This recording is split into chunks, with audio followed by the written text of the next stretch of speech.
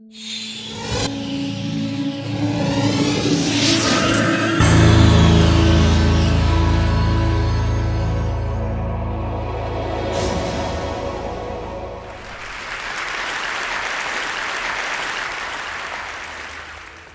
afternoon.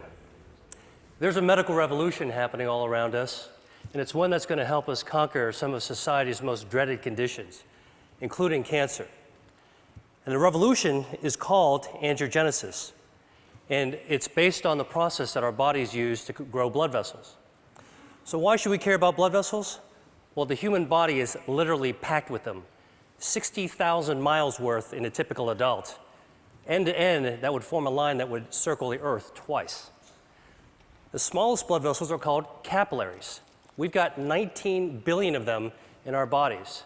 And these are the vessels of life. And as I'll show you, they can also be the vessels of death. Now, the remarkable thing about blood vessels is that they have this ability to adapt to whatever environment they're growing in. For example, in the liver, they form channels to detoxify the blood.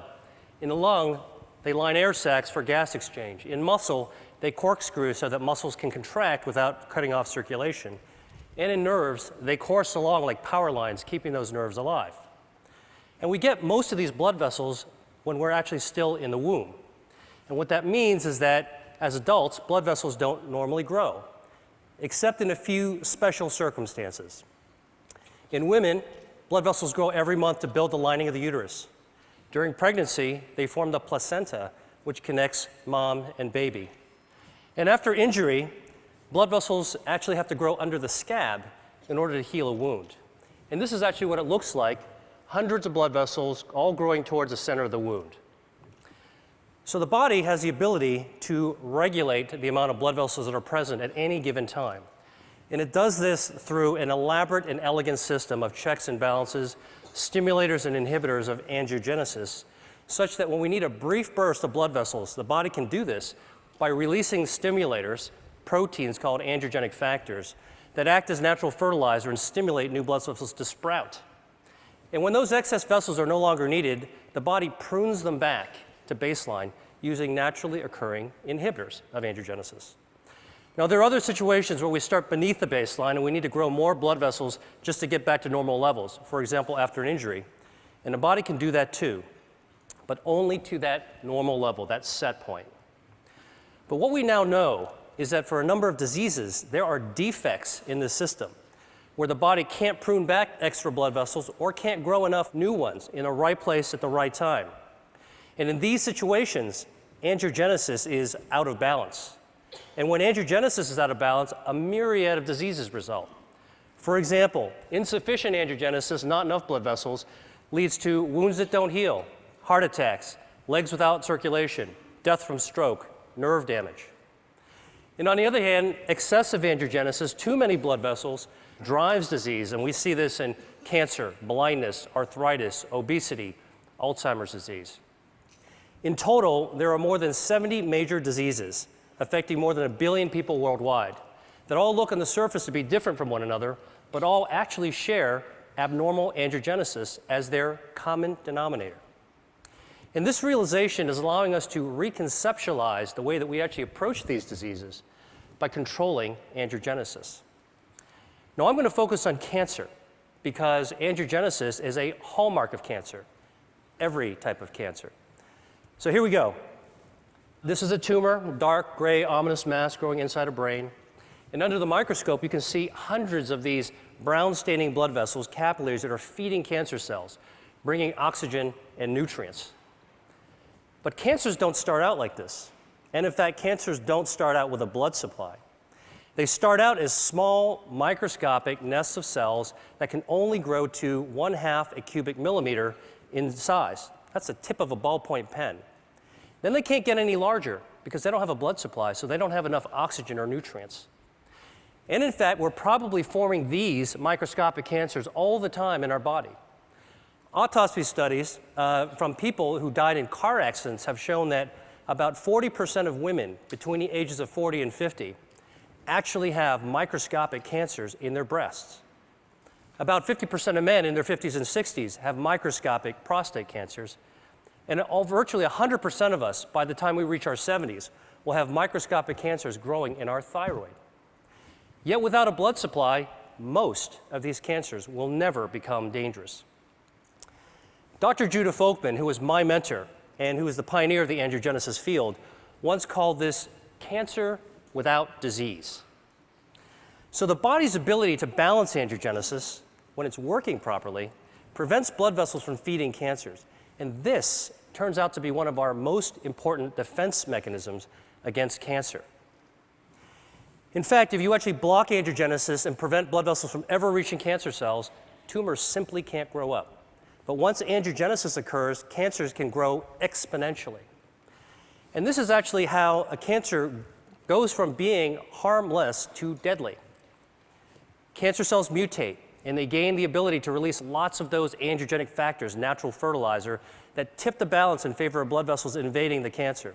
And once those vessels invade the cancer, it can expand, it can invade local tissues, and the same vessels that are feeding tumors allow cancer cells to exit into the circulation as metastases.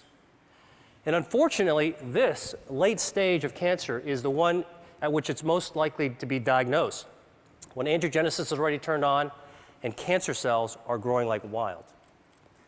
So, if angiogenesis is a tipping point between a harmless cancer and a harmful one, then one major part of the angiogenesis revolution is a new approach to treating cancer by cutting off the blood supply.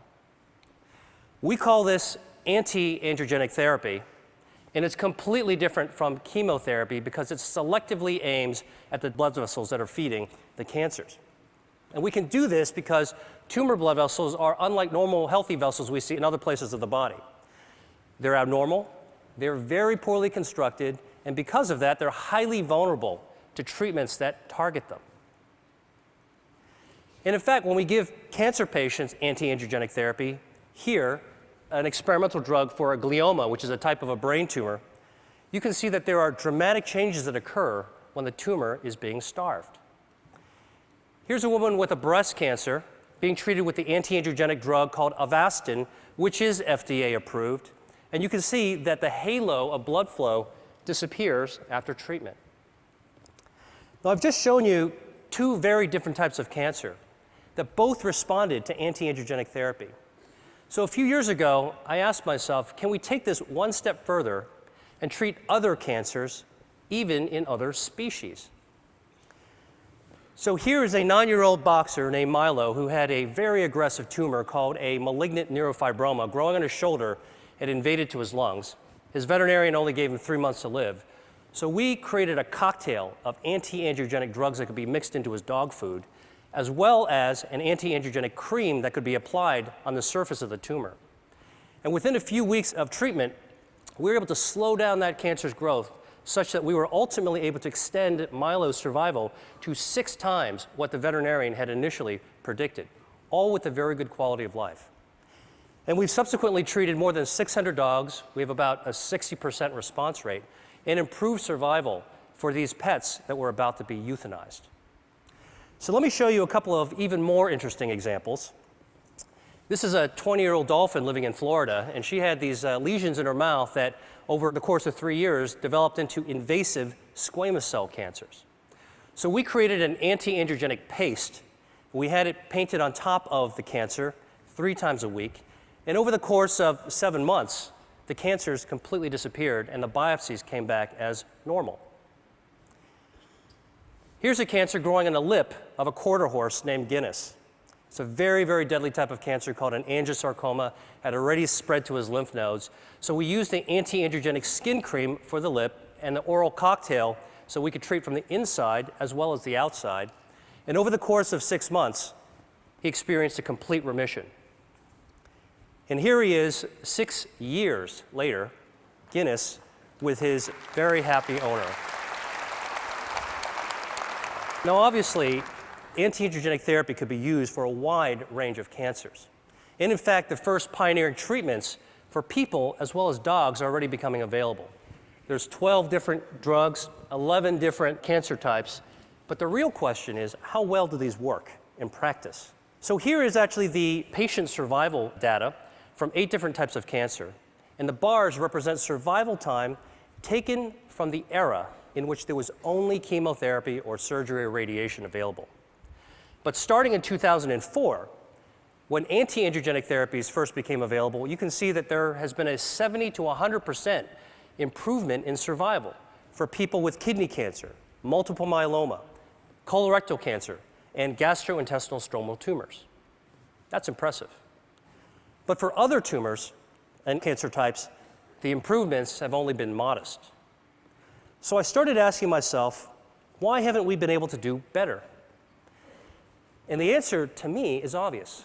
We're treating cancer too late in the game, when it's already established and oftentimes it's already spread or metastasized.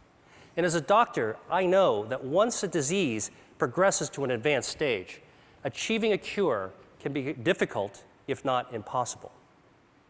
So I went back to the biology of angiogenesis and started thinking, could the answer to cancer be preventing angiogenesis?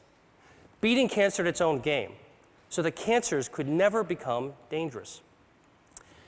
This could help healthy people, as well as people who have already beaten cancer once or twice and want to find a way to keep it from coming back.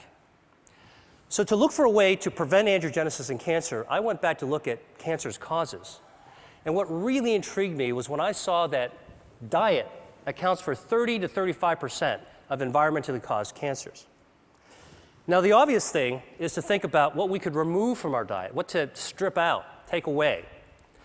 But I actually took a completely opposite approach and began asking, what could we be adding to our diet that's naturally anti-angiogenic, that could boost the body's defense system and beat back those blood vessels that are feeding cancers? In other words, can we eat to starve cancer? Well, the answer is yes, and I'm going to show you how. And our search for this has taken us to the market, the farm, and to the spice cabinet, because what we've discovered is that Mother Nature has laced a large number of foods and beverages and herbs with naturally occurring inhibitors of angiogenesis. So here's a test system we developed. At the center is a ring from which hundreds of blood vessels are growing out in a starburst fashion. And we can use this system to test dietary factors at concentrations that are attainable by eating. So let me show you what happens when we put in an extract from red grapes. The active ingredient is resveratrol. It's also found in red wine. This inhibits abnormal angiogenesis by 60%. Here's what happens when we add an extract from strawberries. It potently inhibits angiogenesis. An extract from soybeans. And here is a growing list of our anti-angiogenic foods and beverages that we're interested in studying. And for each food type, we believe that there's different potencies within different strains and varietals. And we want to measure this because, well, while you're eating a strawberry or drinking tea, why not select the one that's most potent for preventing cancer? So here are 4 different teas that we've tested. They're all common ones. Chinese jasmine, Japanese sencha, Earl Grey, and a special blend that we prepared. And you can see clearly that the teas vary in their potency from less potent to more potent. But what's very cool is when we actually combine the 2 less potent teas together, the combination, the blend, is more potent than either one alone. This means there's food synergy. Here's some more data from our testing. Now, in the lab, we can simulate tumor angiogenesis, represented here in the black bar. And using this system, we can test the potency of cancer drugs. So the shorter the bar, less angiogenesis, that's good. And here are some common drugs that have been associated with reducing the risk of cancer in people. Statins, non-steroidal anti-inflammatory drugs, and a few others. They inhibit angiogenesis too. And here are the dietary factors going head-to-head against these drugs. You can see they clearly hold their own, and in some cases, they're more potent than the actual drugs. Soy, parsley, garlic, grapes, berries. I could go home and cook a tasty meal using these ingredients. So imagine if we could create the world's first rating system in which we could score foods according to their anti-angiogenic, cancer preventative properties. And that's what we're doing right now. Now, I've shown you a bunch of lab data, and so the real question is, what is the evidence in people that eating certain foods can reduce angiogenesis in cancer. Well, the best example I know is this study of 79,000 men followed over 20 years, in which it was found that men who consumed cooked tomatoes 2 to 3 times a week had up to a 50% reduction in their risk of developing prostate cancer. Now, we know that tomatoes are a good source of lycopene, and lycopene is anti-angiogenic. But what's even more interesting from this study is that in those men who did develop prostate cancer, those who ate more servings of tomato sauce actually had fewer blood vessels feeding their cancer. So this human study is a prime example of how anti-angiogenic substances present in food and consumed in practical levels can impact on cancer. And we're now studying the role of a healthy diet with Dean Ornish at UCSF and Tufts University on the role of this healthy diet on markers of angiogenesis that we can find in the bloodstream. Now, obviously, what I've shared with you has some far-ranging implications even beyond cancer research, because if we're right, it could impact on consumer education, food services, public health, and even the insurance industry. And in fact, some insurance companies are already beginning to think along these lines. Check out this ad from Blue Cross Blue Shield of Minnesota. And for many people around the world, dietary cancer prevention may be the only practical solution, because not everybody can afford expensive end-stage cancer treatments, but everybody could benefit from a healthy diet based on local, sustainable, anti-angiogenic crops. Now, finally, I've talked to you about food, and I've talked to you about cancer, so there's just one more disease that I have to tell you about, and that's obesity. Because it turns out that adipose tissue, fat, is highly angiogenesis dependent. And like a tumor, fat grows when blood vessels grow. So the question is, can we shrink fat by cutting off its blood supply? So the top curve shows the body weight of a genetically obese mouse that eats nonstop until it turns fat like this furry tennis ball. And the bottom curve is the weight of a normal mouse. If you take the obese mouse and give it an angiogenesis inhibitor, it loses weight. Stop the treatment, gains the weight back. Restart the treatment, loses the weight again. Stop the treatment, gains the weight back. And in fact, you can cycle the weight up and down simply by inhibiting angiogenesis. So this approach that we're taking for cancer prevention may also have an application for obesity. The really, truly interesting thing about this is that we can't take these obese mice and make them lose more weight than what the normal mouse's weight is supposed to be. In other words, we can't create supermodel mice. And this speaks to the role of angiogenesis in regulating healthy set points. Albert Szent-Györgyi once said that discovery consists of seeing what everybody has seen and thinking what nobody has thought. I hope I've convinced you that for diseases like cancer, obesity, and other conditions, that there may be a great power in attacking their common denominator, angiogenesis. And that's what I think the world needs now. Thank you.